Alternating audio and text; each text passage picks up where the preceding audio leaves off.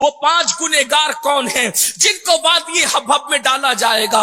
اللہ اکبر۔ صحابہ نے پوچھا حضور وہ 5 کون ہیں؟ تو میرے اور آپ کے آقا غیب دا نبی خاتم النبیین سید المعصومین مصطفیٰ کریم صلی اللہ علیہ وآلہ وسلم فرماتے ہیں وادی حبہب میں سب سے پہلے جس کم نصیب کو ڈالا جائے گا وہ بے نمازی ہے، نماز میں سستی کرنے والے ہیں، نماز کو چھوڑنے والے ہیں۔ اللہ اکبر۔ وہ وادی جس میں پہاڑ بھی پگھل جائیں اس میں ہماری ہڈیوں کا کیا بنے گا، اس میں ہماری پسلیوں کا کیا بنے گا، اس میں ہماری چمڑیوں کا کیا بنے گا۔ اللہ اکبر۔ کانٹوں سے ڈرنے والوں، گرمی اور سردی کے موسم سے بے چین اور بے قرار ہونے والوں، ذرا بتاؤ تو صحیح وادی حبہب میں جلنا پڑے گا، وہ بھی کتنا؟ امام اہل سنت سیدی اعلی حضرت میرے امام فتاوی رضویہ شریف میں لکھتے ہیں ایک وقت کی نماز چھوڑنے پر 1000 سال چلنا پڑے گا۔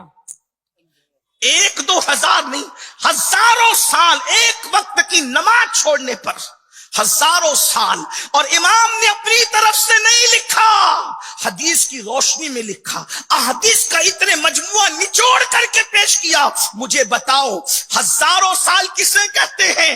1 منٹ دنیا کی آنکھ پر انگلی رکھ کر کے دیکھو اور اندازہ لگاؤ، مسجدوں کو ویران کرنے والوں، رمضان المبارک میں بھی کھیل کود میں نمازوں کو ترک کرنے والوں، سحری کھا کر کے سو کر عصر کی نماز کے وقت اٹھنے والوں، روزے کی حالت میں بھی نمازوں کو ترک کرنے والوں، آپ کو ڈر نہیں لگتا؟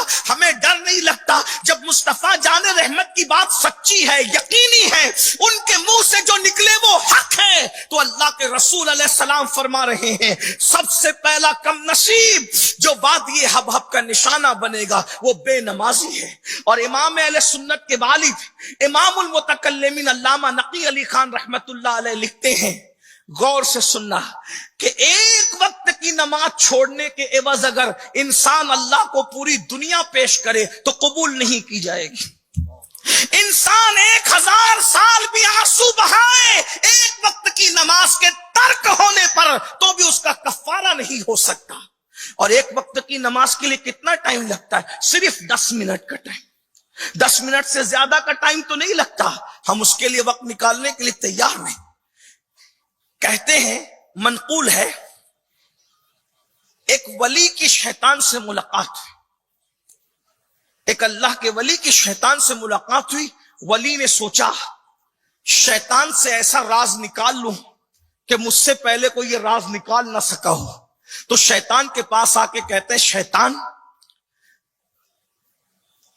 مجھے شیطان بننے کا طریقہ بتا کہ میں شیطان کیسے بن سکتا ہوں۔ اس نے کہا آسان ہے، 2 کام کرنا پڑیں گے شیطان بن جائے گا انسان۔ کہا وہ کیا؟ کہا ایک تو یہ کہ جھوٹی قسمیں کھاؤ، اور نمبر 2 نماز چھوڑ دو۔ جو جھوٹی قسم کھائے اور نماز چھوڑ دے وہ شیطان بن جائے گا۔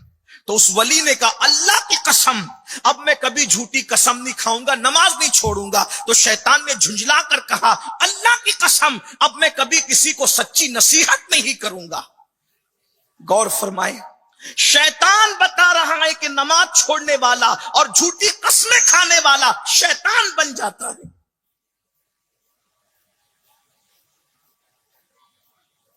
آسمانی